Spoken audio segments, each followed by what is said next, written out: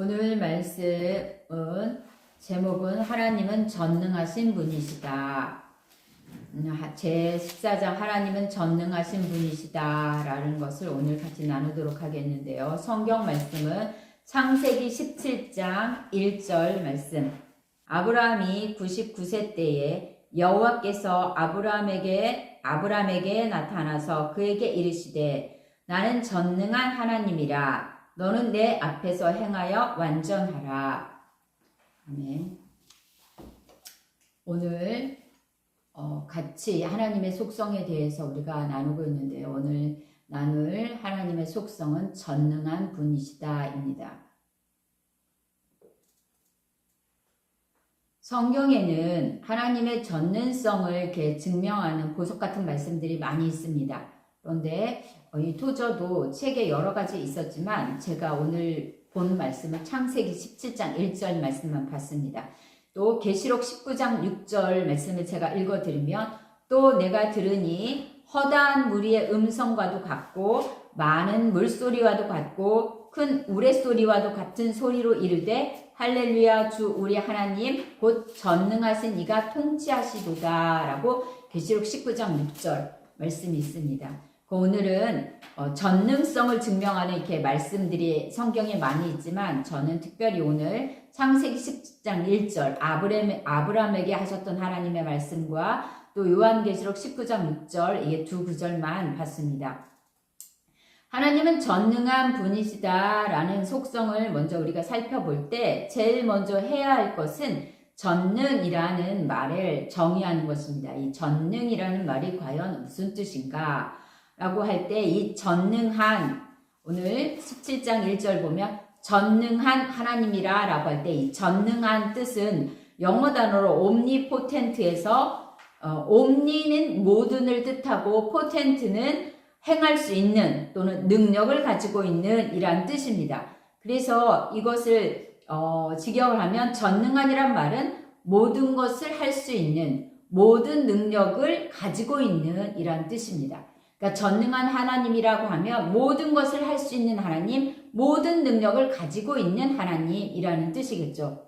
또 전능한이라는 뜻을 가진 영어 단어는 almighty라고 이 단어가 있는데 almighty나 omnipotent나 다 같은 뜻입니다. 그런데 이 almighty는 앵글로색스너이고 그 다음에 omnipotent는 라틴어입니다. 그래서 omni와 potent를 합친 거죠. 자, 영어 성경 흠점역에서 almighty는 56번 사용되는데 이것은 하나님이 아닌 그 어떤 존재에 대해서도 사용되지 않습니다. 그러니까 almighty, 이 전능한이란 단어가 성경에 56번 나오는데 모두 다 하나님에 대해서만 이 단어가 사용됐다라는 것입니다. 또 omnipotent는 한 번 사용하는데 이거 역시 하나님에 대해서만 사용됩니다.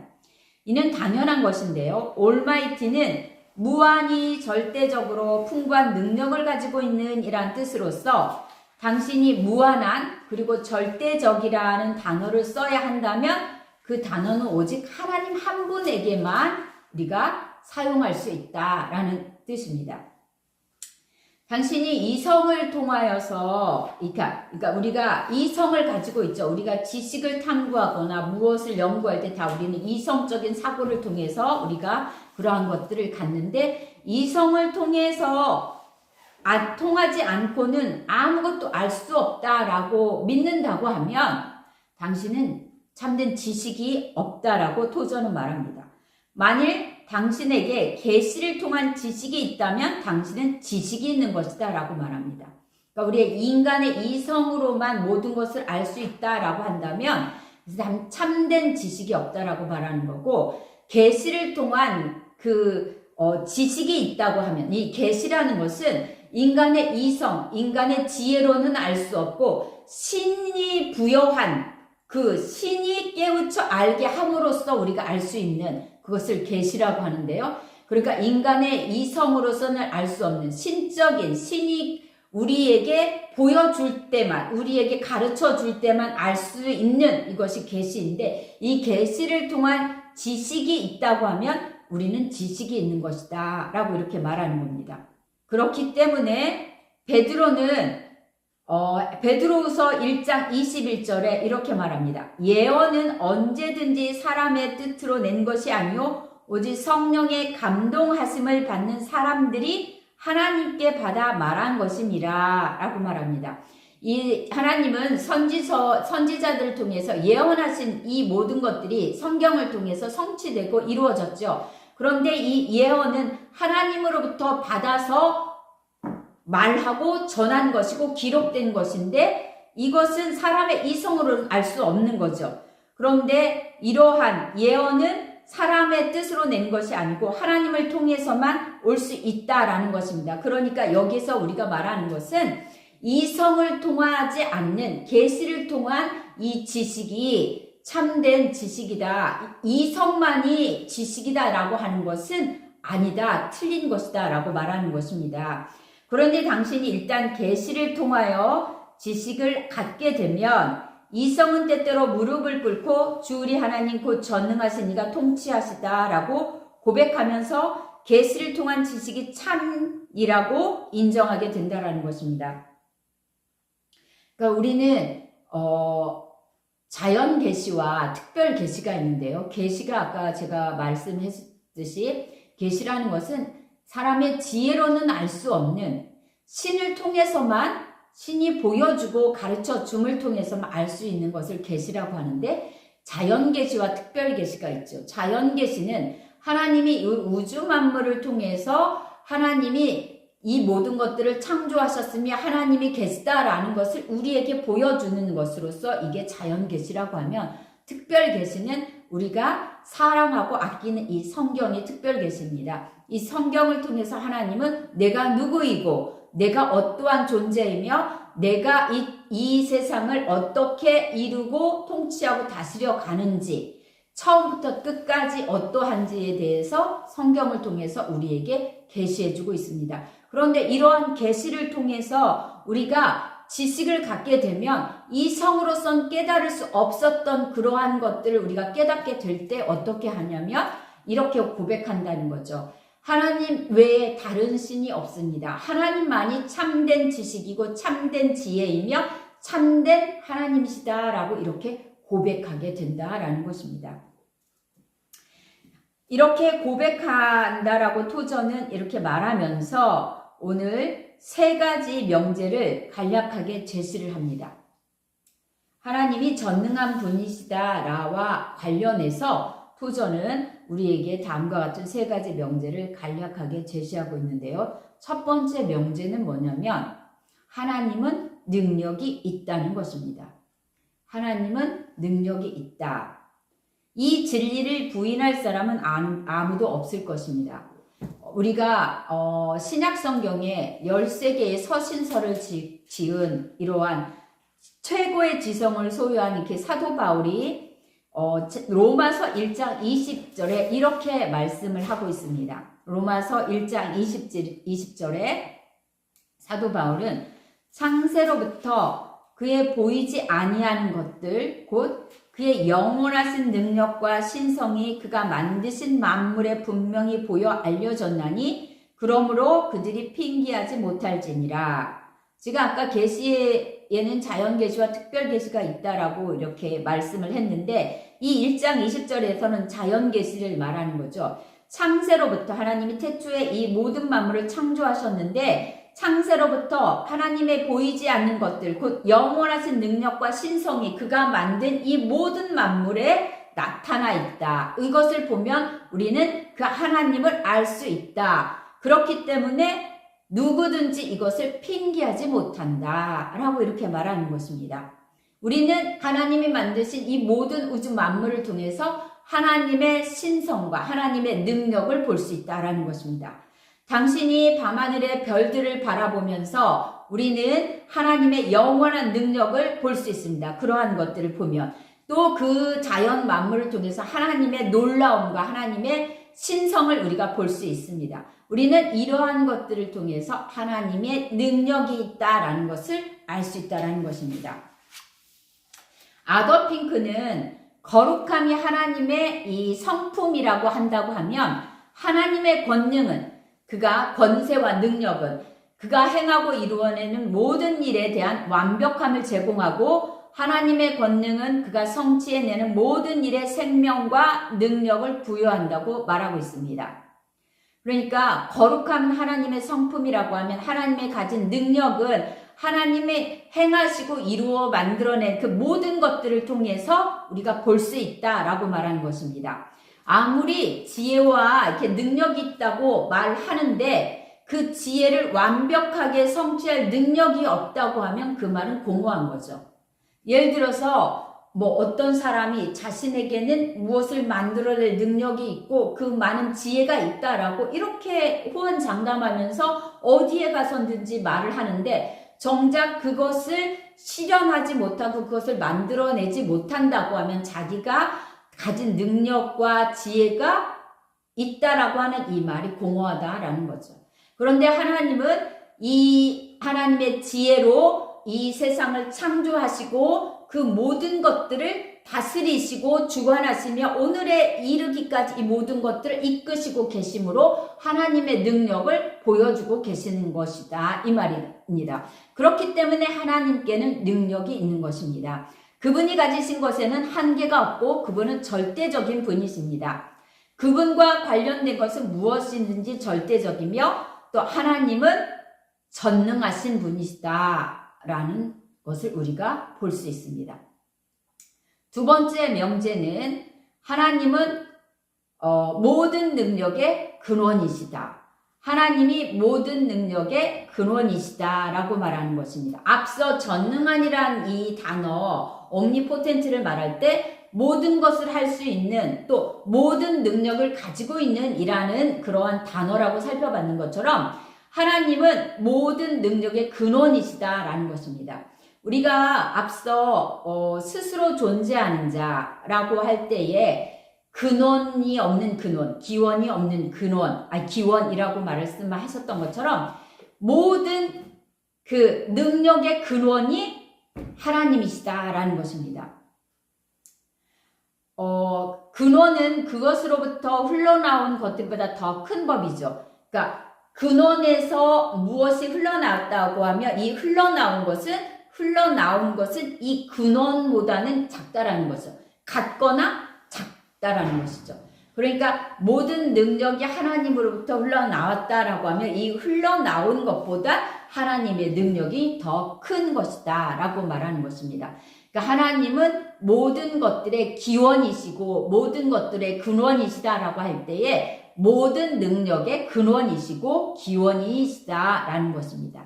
세 번째 명제는 하나님이 가지신 피조물에게, 그러니까 하나님이 가지신 능력은 줄어들지 않는다라는 것입니다.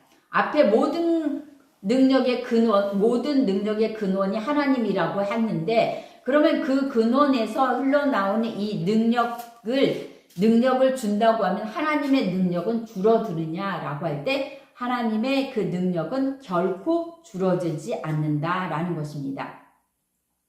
하나님은 능력을 주시지만 자신의 능력을 포기하지 않으십니다. 하나님이 천사장에게 능력을 주시고 하나님의 아들 예수 그리스도께 능력을 주시고 또 하나님은 인간에게 능력을 부어하시지만 하나님의 능력은 결코 줄어들지 않는다.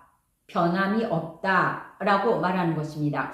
하나님이 자신의 능력을 다른 존재에게 줘버리는 것, 자기의 능력을 완전히 어떤 피조물에게 주는 것은 불가능한 것이고 그렇기 때문에 하나님이 누군가에게 능력을 준다 해도 하나님의 능력은 사그러들거나 줄어들지 않는다.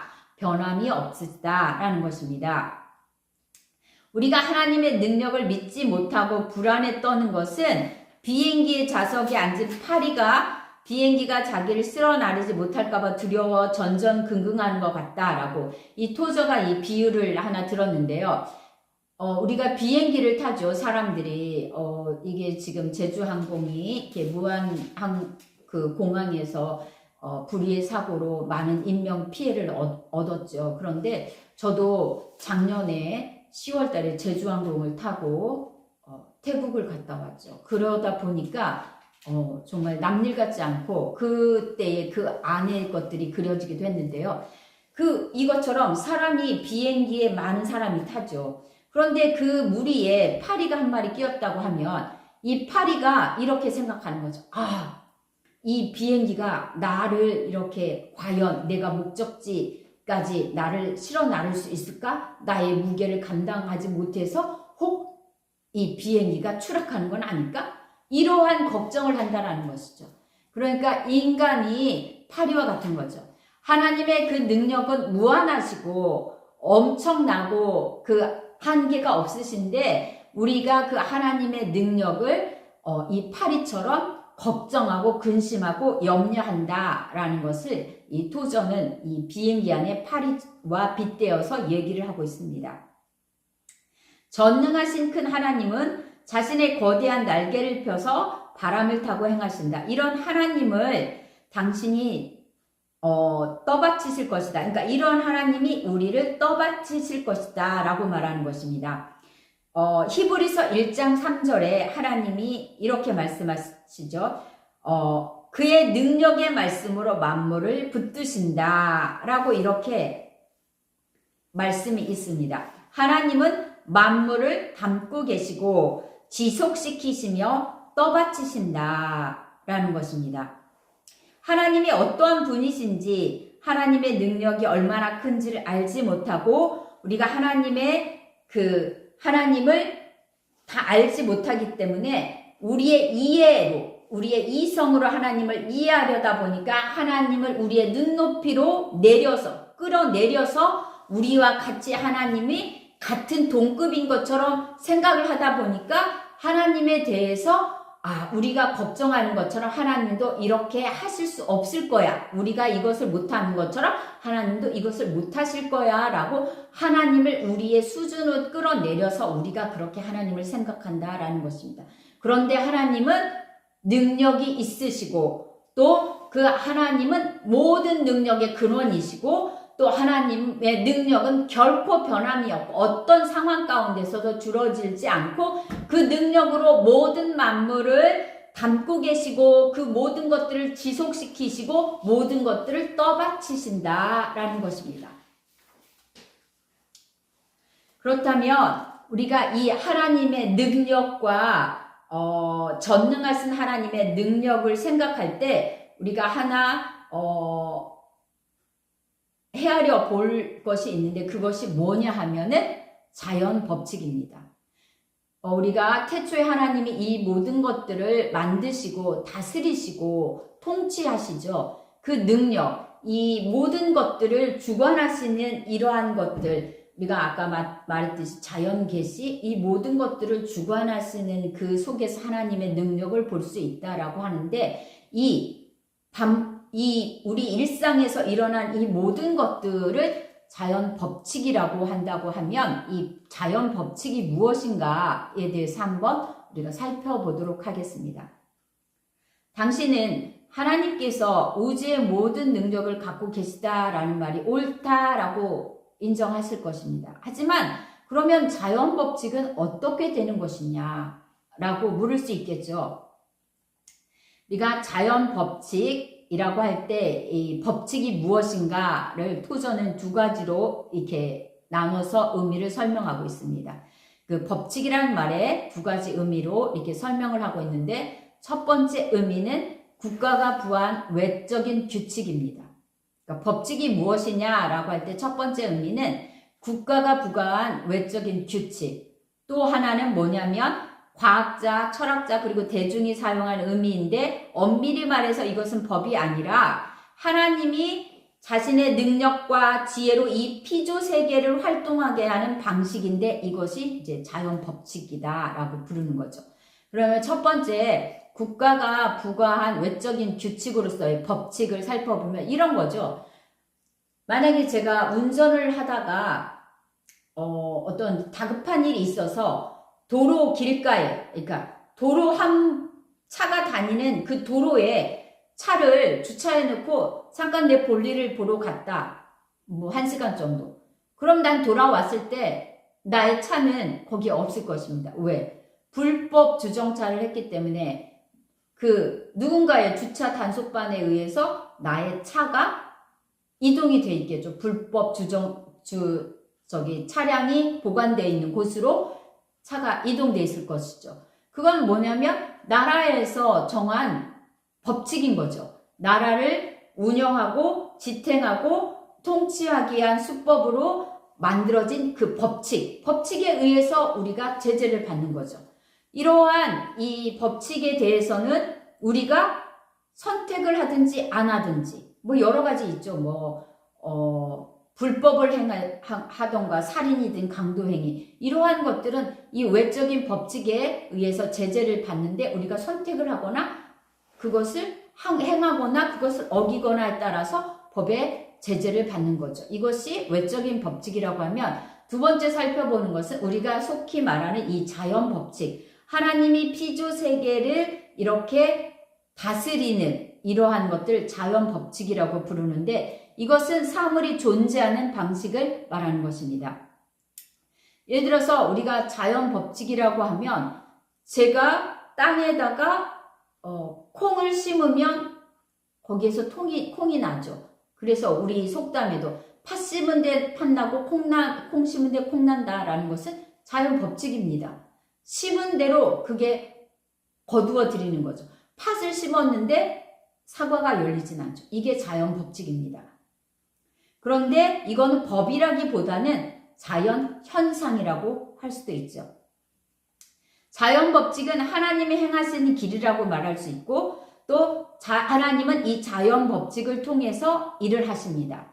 과학자들은 이런 현상을 연구하는데 이런 현상은 다음과 같은 근거를 통해 과학자들이 연구를 할 수가 있습니다. 그러니까 우리가 자연 현상이라고 하는 것에는 두 가지의 근거가 있는데 이 근거는 이 과학자들이 이러한 그 근거를 바탕으로 연구를 할 수 있는 거죠. 그 두 가지가 뭐냐면 첫 번째는 획일성입니다. 획일성. 한 가지는 이런 현상들의 획일성인데요. 획일성, 글획, 한일, 그러니까 획이 하나인 것. 이것은 변하지 않는 것입니다. 이것은 해가 바뀌어도 100년이 지나도 1000년이 지나도 이 자연 현상은 변하지가 않는다라는 것입니다. 하나님은 언제나 동일하십니다. 저희가 다음 시간에 변하지 않으신 하나님에 대해서 배우겠지만 이 하나님이 이 피조 세계를 다스리고 통치하시는 이 모든 자연 현상, 자연 법칙은 변하지 않습니다. 획일적인 거죠. 그렇기 때문에 과학자들이 변하지 않기 때문에 이것을 근거로 많은 연구를 할 수 있는 것이죠. 또 하나는 뭐냐면 이렇게 변하지 않기 때문에 예측이 가능하다라는 것입니다. 우리가 정초가 1월 1일이 지났지만 해돋이를 보려고 하면 어디를 갑니까? 대부분 동해 앞바다를 가죠. 왜? 동쪽에서 해가 뜨기 때문에 제일 먼저 해를 보기 위해서 동쪽에 가죠.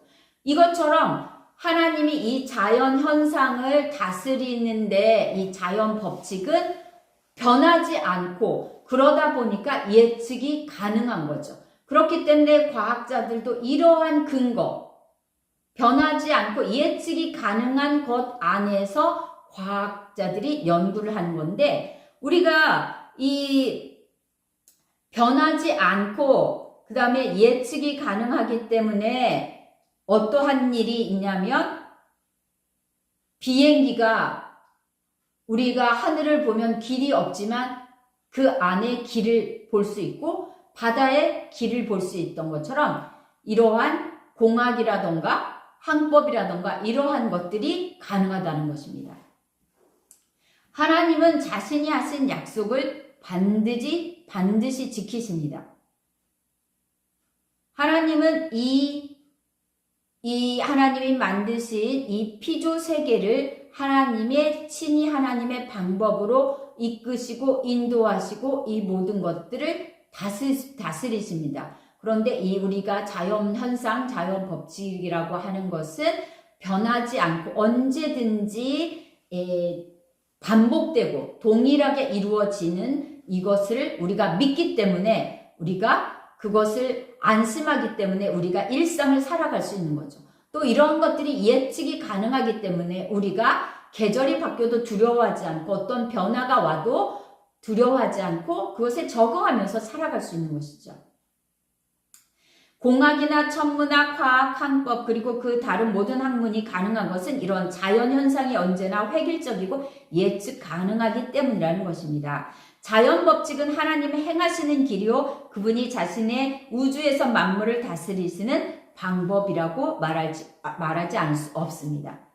그렇다면 이러한 전능하신 하나님, 이러한 하나님은 한쪽에 달을 매달으시고 또 한쪽에 해를 매달으셨다. 그리고 그것들 사이에 지구를 만들고 하늘의 수많은 별들을 보석처럼 박아 놓으셨다. 그분이 이 모든 것을 만드셨다. 그러나 우리는 자연 법칙을 넘어서 과학을 넘어서 물질을 넘어서 그분에게까지 나아갈 수 있다. 기독교는 사람들에게 이런 하나님을 알라고 가르치는 것이다. 라고 토저는 말하고 있습니다.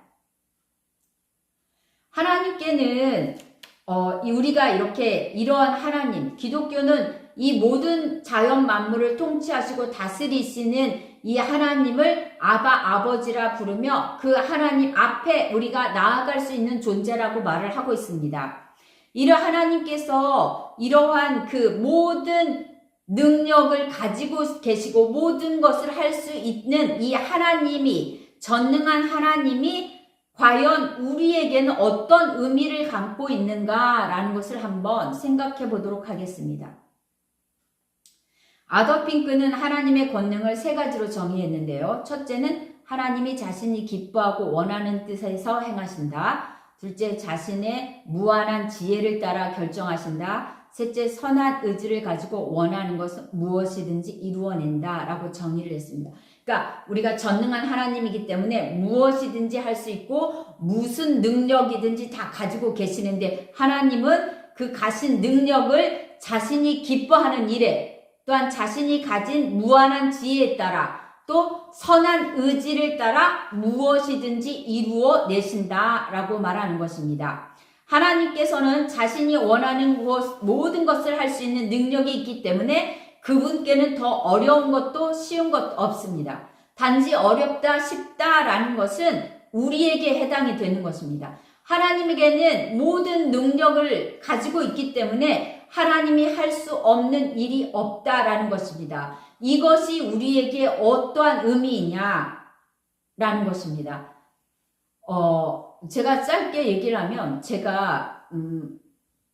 저는 직장 생활을 오래 했는데요. 부교육자 생활을 하면서도 직장 생활을 했는데 여러 가지 염려 때문에 했죠. 그런데 제가 우리 교회를 개척하면서 16년 뒤에 상가를 얻어 개척하면서 이렇게 살다가 하나님 앞에 가면 너무도 부끄럽고 그리고 후회가 될 것 같아서 직장을 내려놓고 싶은데 당장 그 경제적인 그 돈에 대한 계산이 나오지 않기 때문에 내려놓지 못했죠. 그러면서 제가 한 2년 정도 하나님 앞에 딜을 했죠. 계속해서 기도를 했어요. 하나님, 제가 직장을 내려놓고 싶은데 직장을 내려놓으면 당장 경제적으로 부족한 부분이 있죠. 그래서 하나님 이 부분을 채워달라고. 그러면 하나님이 기도할 때 걱정하지 마라. 염려하지 마라. 내가 너 모든 것들을 채워줄 것이다. 차고 넘치게 부어주실 것이다. 그런데 저의 믿음이 없어서 그것이 2년 동안 계속 지속됐죠. 반복돼서. 그러다가 제가 구체적으로 구했어요. 하나님 앞에. 하나님, 제가 직장을 그만두면 달달이 얼마만큼만 채워주세요.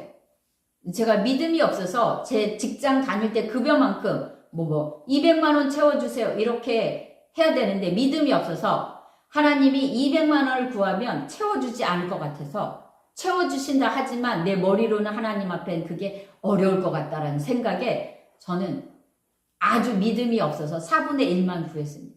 하나님 달달이 50만 원만 채워주십시오. 이 금액만 있으면 최소 금액만 채워주시면 제가 직장을 내려놓겠습니다. 그렇게 2년 넘게 기도하다가 제가 2018년도에 직장을 내려놨죠.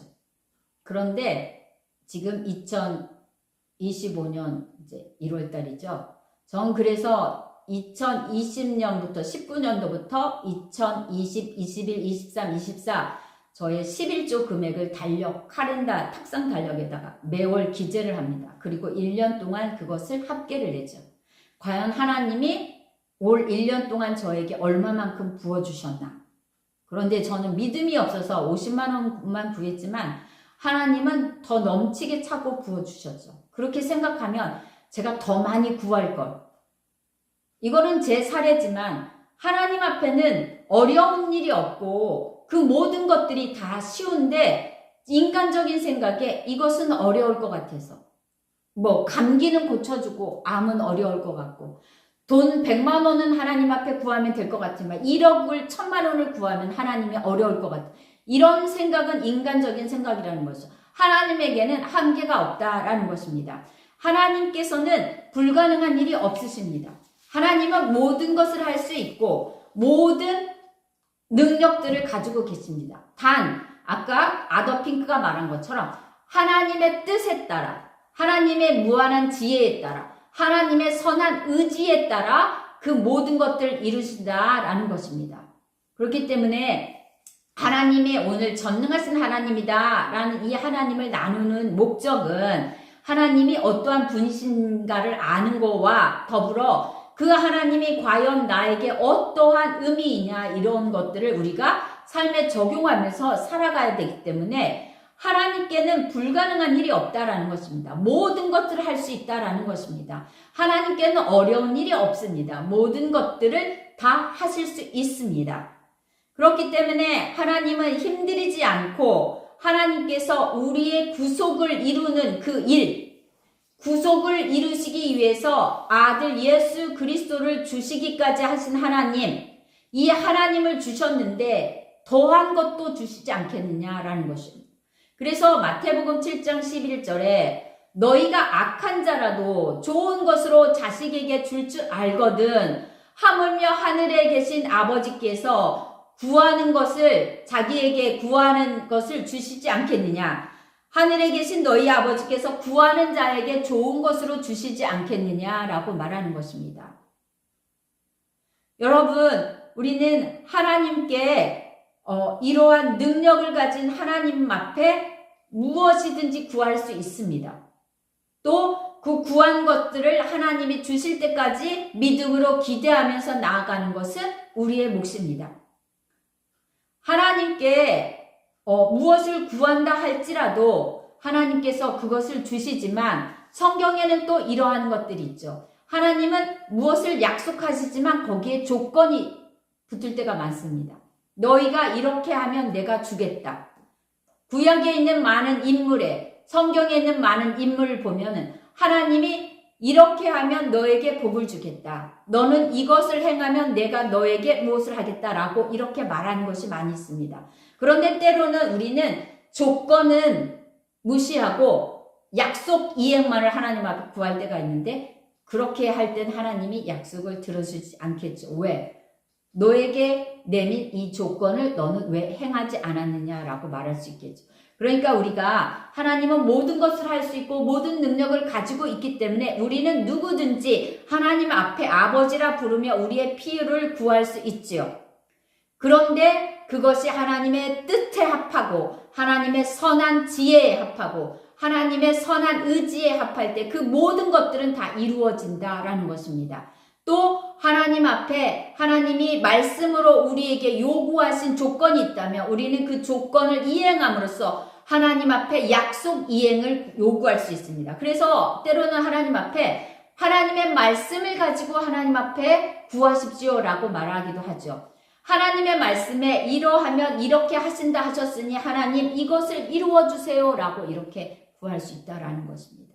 그러니까 오늘 저와 여러분은 하나님은 전능한 하나님이십니다. 모든 것들 할 수 있고 모든 능력을 가지신 분이십니다. 모든 능력이 있는 분이십니다. 그렇기 때문에 여러분이 힘들고 어렵고 또 두렵고 걱정이 되는 그 일이 있다고 하면 하나님 앞에 모든 것을 가지고 나아가시길 바랍니다. 그리고 때로는 저처럼 아까 딜을 했던 것처럼 하나님 앞에 믿음으로 딜을 하십시오. 하나님 이거 해주시면 저 이거 하겠습니다.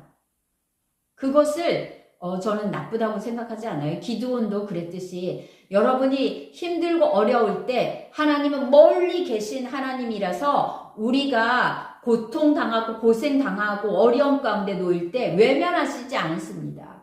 그렇기 때문에 여러분이 어떤 상황에 있든지 힘들고 어렵고 고통과 고난 가운데 있다고 하면 이 전능한 하나님 앞에 나아가시고 그 하나님 앞에 도움을 요청하시고 그 하나님이 친히 이 모든 일에 간섭하셔서 하나님의 일을 이루어 달라고 그렇게 간구함으로 하나님이 우리 삶 가운데 친히 역사하셔서 나타나는 그 일들을 통해 우리의 믿음이 더욱더 견고해지고 더 굳건해지고 그래서 그보다 더 큰 일이 올지라도 이전에 우리에게 베푸신 그 은혜를 기억함으로 또 동일한 방법으로 하나님 앞에 나아가서 그 모든 것들을 넉넉히 이기며 나아가는 저와 여러분이 되었으면 합니다.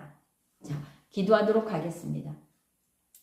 사랑과 은혜가 풍성하신 하나님, 오늘은 전능한 하나님을 배웠습니다.